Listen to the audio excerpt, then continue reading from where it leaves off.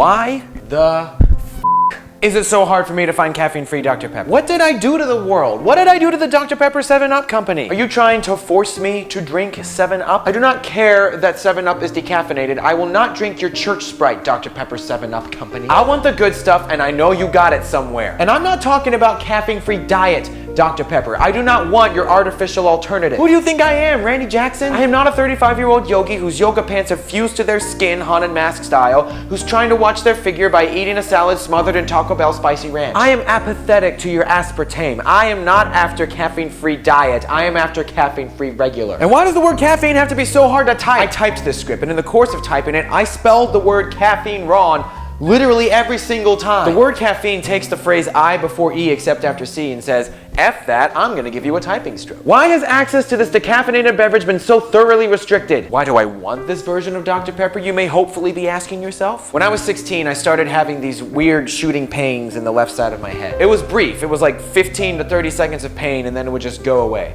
Like a commercial that changes the words of a popular song to sell the product. If I have to hear one more company rework the 12 Days of Christmas to promote some sale, I swear I'm gonna find a time machine and take out baby Jesus. But the brain pain would happen when my heart rate got elevated, which makes it great that I was in a competitive dance company.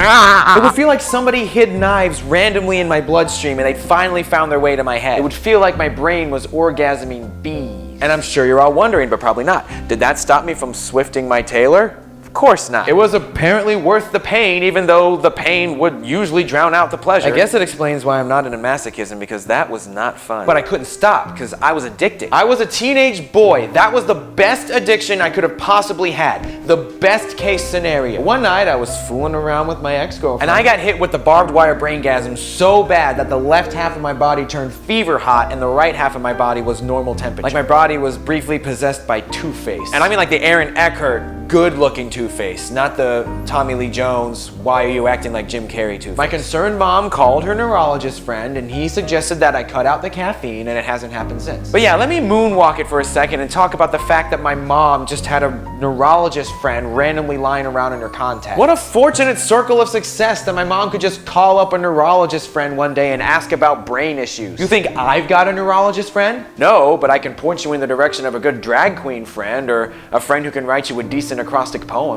I'd say my mom and I are just as successful. But the day that this culmination of amateur aneurysms took place, I had drank 3 full tall glasses of Dr. Pepper, like almost half of the 2-liter bottle. So yeah, that'll do it. By the way, I may not be into masochism, but whoever invented the American system of measurement sure as schlong is. Because the metric system is the absolute easiest way to measure things. And America came along and decided that the metric system was a communist handout, so they just threw some random numbers out there and called them units of measurement. You want to put milk in your cake? You're gonna have to work for it. Not all of us get off on mental torture, guy who invented the American units of measurement. Just because you do doesn't mean we should suffer. You don't see furries forcing all of America to watch mascot porn, do you? No, they just become animators, and that's how we got Zootopia and Sing. But it's a hereditary thing. The caffeine headaches happen to my grandfather, my aunt, my mom. It runs in my family. Just another unfortunate hereditary gift, like my tall granddad's big hands, feet, and head, but my dad's smaller stature, making sure I always look like a creator wrestler with mangled dimensions for comedic effect. So from then on, I had to stop drinking Dr. Pepper,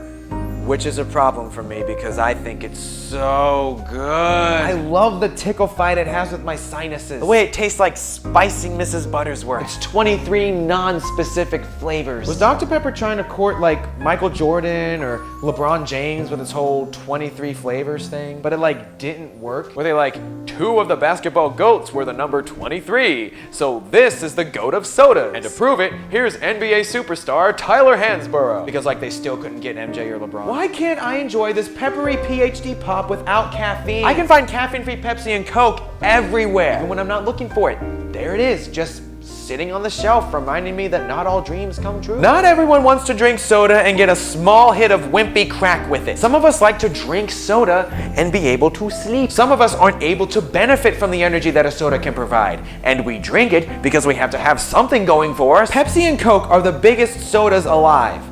Okay, well, they're not alive, but they're the biggest sodas in the country. They're the Apple and the Microsoft of sodas. So what does that say about you, Dr. Pepper, that I can find caffeine-free versions of their sodas everywhere, but not yours? Do you really want to be the acer of sodas, you quack-ass doctor? Where the fizz did you even get your medical license, Dr. Pepper? I don't believe that man's ever been to medical school. A doctor would certainly understand that some people have aversions to caffeine and therefore provide an alternative. Live up to your name. And if you won't listen to the people, listen to capitalism. Make yourself look like you're winning capitalism alongside Pepsi and Coke by making caffeine-free Dr. Pepper widely available. Be a big soda and give me your sweet seasoned pancreas kicker without the insomnia serum. You guys have zero sugar cream soda versions, but you won't make your caffeine-free option even remotely accessible. You know where I got this bottle? Amazon. Years ago. I was afraid to drink it too fast because then it would be gone.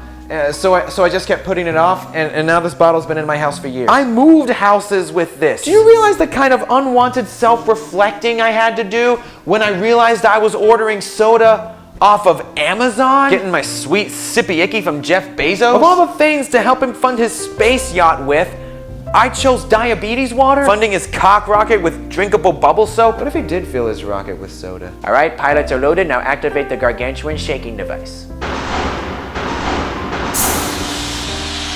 But it's not even available on Amazon anymore. So I don't even have that option to make me feel pathetic. Why can't I find this soda? Dr. Pepper, stop making your caffeine-free soda the Jimmy Hoffa to Pepsi's John Benet Ramsey. Make this soda easy to find and give me some of your sweet decaffeinated nectar, you bubbly bitches.